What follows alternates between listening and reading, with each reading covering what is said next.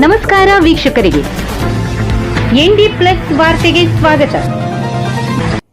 ಕ್ರಿಮ್ಸ್ ವಿಲೀನದಿಂದ ಹಳಿ ತಪ್ಪಿದ ಆರೋಗ್ಯ ಸೇವೆ, ಹಳೆ ಜಿಲ್ಲಾಸ್ಪತ್ರೆ ಪುನರಾರಂಭಕ್ಕೆ ಸಾರ್ವಜನಿಕರ ಒತ್ತಾಯ.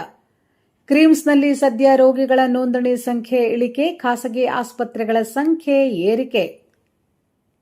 ಉತ್ತರ ಕನ್ನಡ ಜಿಲ್ಲೆಯ ಜನತೆಗೆ ಗುಣಮಟ್ಟದ ಆರೋಗ್ಯ ಸೇವೆ ಒದಗಿಸುವ ಮಹತ್ವಾಕಾಂಕ್ಷೆಯೊಂದಿಗೆ ಆರಂಭವಾದ ಕಾರವಾರ ವೈದ್ಯಕೀಯ ವಿಜ್ಞಾನಗಳ ಸಂಸ್ಥೆ ಕ್ರಿಮ್ಸ್ ಕುರಿತು ಇದೀಗ ಸಾರ್ವಜನಿಕ ವಲಯದಲ್ಲಿ ಅಸಮಾಧಾನ ವ್ಯಕ್ತವಾಗುತ್ತಿದೆ.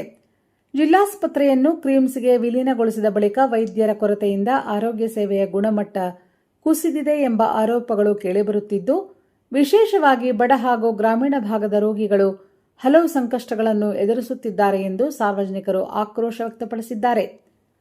ಒಮ್ಮೆ ಜನಸಾಮಾನ್ಯರ ಆಶ್ರಯವಾಗಿದ್ದ ಹಳೆಯ ಜಿಲ್ಲಾಸ್ಪತ್ರೆಯಲ್ಲಿ ಉಚಿತ ಹಾಗೂ ಸುಲಭ ಉತ್ತಮ ವೈದ್ಯಕೀಯ ಸೇವೆಗಳು ಲಭ್ಯವಾಗುತ್ತಿದ್ದವು. ಆದರೆ ವಿಲೀನದ ಬಳಿಕ ಆಸ್ಪತ್ರೆಯ ಕಾರ್ಯವೈಖರಿಯಲ್ಲಿ ಬದಲಾವಣೆ ಕಂಡುಬಂದಿದ್ದು, ಹಿಂದೆ ಇದ್ದ ವ್ಯವಸ್ಥೆಯೇ ಉತ್ತಮವಾಗಿತ್ತು ಎಂಬ ಅಭಿಪ್ರಾಯ ಸಾರ್ವಜನಿಕರಲ್ಲಿ ಮೂಡಿದೆ. ಹೀಗಾಗಿ ಹಳೆಯ ಜಿಲ್ಲಾಸ್ಪತ್ರೆಯನ್ನು ಮತ್ತೆ ಸ್ವತಂತ್ರವಾಗಿ ಆರಂಭಿಸಬೇಕೆಂಬ ಒತ್ತಾಯ ದಿನದಿಂದ ದಿನಕ್ಕೆ ಗಟ್ಟಿಯಾಗುತ್ತಿದೆ. ಜಿಲ್ಲಾಸ್ಪತ್ರೆಯನ್ನು ಬೋಧಕ ಆಸ್ಪತ್ರೆಯನ್ನಾಗಿ ಪರಿವರ್ತಿಸಿದ ನಂತರ ಆರೋಗ್ಯ ಇಲಾಖೆಯ ಅನುಭವ ಸಂಪನ್ನ ವೈದ್ಯರನ್ನು ಬೇರೆಡೆಗೆ ವರ್ಗಾಯಿಸಿರುವುದು ಸಮಸ್ಯೆಗೆ ಪ್ರಮುಖ ಕಾರಣವಾಗಿದೆ ಎಂದು ಸಾರ್ವಜನಿಕರು ದೂರಿದ್ದಾರೆ. ಕ್ರಿಮ್ಸ್ನಲ್ಲಿ ಕಾರ್ಯನಿರ್ವಹಿಸುತ್ತಿರುವ ಎಂಡಿ, ಪ್ರಾಧ್ಯಾಪಕರು ಹಾಗೂ ಸಹಾಯಕ ಪ್ರಾಧ್ಯಾಪಕರು ಮುಖ್ಯವಾಗಿ ವೈದ್ಯಕೀಯ ವಿದ್ಯಾರ್ಥಿಗಳ ಬೋಧನೆಯಲ್ಲಿ ತೊಡಗಿಸಿಕೊಂಡಿರುವುದರಿಂದ ಆಸ್ಪತ್ರೆಗೆ ಬರುವ ರೋಗಿಗಳ ನೇರ ತಪಾಸಣೆ ಮತ್ತು ಚಿಕಿತ್ಸೆಯಲ್ಲಿ ಕೊರತೆ ಉಂಟಾಗಿದೆ ಎನ್ನಲಾಗಿದೆ. ಪರಿಣಾಮವಾಗಿ ತರಬೇತಿ ಹಂತದಲ್ಲಿರುವ ವೈದ್ಯಕೀಯ ವಿದ್ಯಾರ್ಥಿಗಳ ಮೇಲೆಯೇ ಹೆಚ್ಚಿನ ಹೊಣೆ ಬಿದ್ದಿದ್ದು, ರೋಗಿಗಳಿಗೆ ಸೂಕ್ತ ಹಾಗೂ ತ್ವರಿತ ಚಿಕಿತ್ಸೆ ಸಿಗುತ್ತಿಲ್ಲ ಎಂಬ ಆರೋಪ ಕೇಳಿಬಂದಿದೆ. ಇದಕ್ಕೆ ಜೊತೆಯಾಗಿ ಹಿಂದೆ ಜಿಲ್ಲಾಸ್ಪತ್ರೆಯಲ್ಲಿ ಉಚಿತವಾಗಿ ಲಭ್ಯವಿದ್ದ ಹಲವಾರು ವೈದ್ಯಕೀಯ ಸೇವೆಗಳು ಈಗ ಶುಲ್ಕಾಧಾರಿತವಾಗಿದೆ ಎಂದು ರೋಗಿಗಳು ಅಸಮಾಧಾನ ವ್ಯಕ್ತಪಡಿಸಿದ್ದಾರೆ.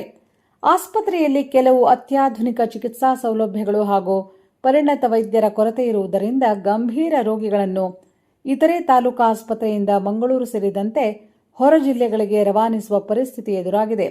ಇದರ ಪರಿಣಾಮವಾಗಿ ವೈದ್ಯಕೀಯ ಆಸ್ಪತ್ರೆಗೆ ರೋಗಿಗಳ ಸಂಖ್ಯೆ ಕಡಿಮೆಯಾಗಿದ್ದು, ಖಾಸಗಿ ಆಸ್ಪತ್ರೆಗಳ ಅವಲಂಬನೆ ಹೆಚ್ಚಾಗಿದೆ. ಇದರಿಂದ ಬಡ ಕುಟುಂಬಗಳ ಮೇಲೆ ಹೆಚ್ಚುವರಿ ಆರ್ಥಿಕ ಹೊರೆ ಬೀಳುತ್ತಿದೆ ಎಂದು ಸ್ಥಳೀಯರು ಹೇಳಿದ್ದಾರೆ.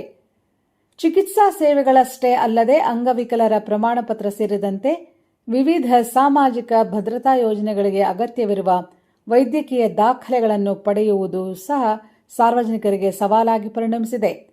ಆಡಳಿತಾತ್ಮಕ ವಿಳಂಬದಿಂದಾಗಿ ಸಣ್ಣ ಕೆಲಸಕ್ಕೂ ವಾರಗಳ ಕಾಲ ಕಾಯಬೇಕಾದ ಸ್ಥಿತಿ ನಿರ್ಮಾಣವಾಗಿದ್ದು, ದೂರದ ಗ್ರಾಮೀಣ ಪ್ರದೇಶಗಳಿಂದ ಬರುವ ಜನರಿಗೆ ಇದು ಮತ್ತಷ್ಟು ಸಂಕಷ್ಟ ಉಂಟುಮಾಡುತ್ತಿದೆ.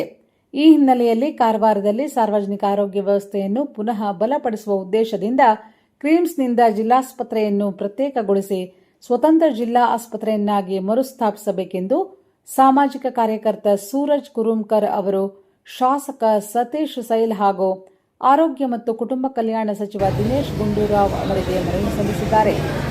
ಮೊದಲು ಜಿಲ್ಲಾಸ್ಪತ್ರೆ ಇದ್ದಾಗ ನುರಿತ ವೈದ್ಯರು ರೋಗಿಗಳಿಗೆ ನೇರ ತಪಾಸಣೆ ಮಾಡಿ ಉಚಿತ ಸೌಲಭ್ಯದ ಚಿಕಿತ್ಸೆ ನೀಡುತ್ತಿದ್ದರು. ಈಗ ಜಿಲ್ಲಾಸ್ಪತ್ರೆ ಕ್ರಿಮ್ಸ್ಗೆ ವಿಲೀನದ ಬಳಿಕ ರೋಗಿಗಳು ಶುಲ್ಕ ಭರಣ ಮಾಡಬೇಕಾಗಿದೆ. ಈಗ ಮಲ್ಟಿ ಸ್ಪೆಷಾಲಿಟಿ ಆಸ್ಪತ್ರೆ ಆದರೂ ವೈದ್ಯರ ಕೊರತೆ ಉಂಟಾಗಿದೆ.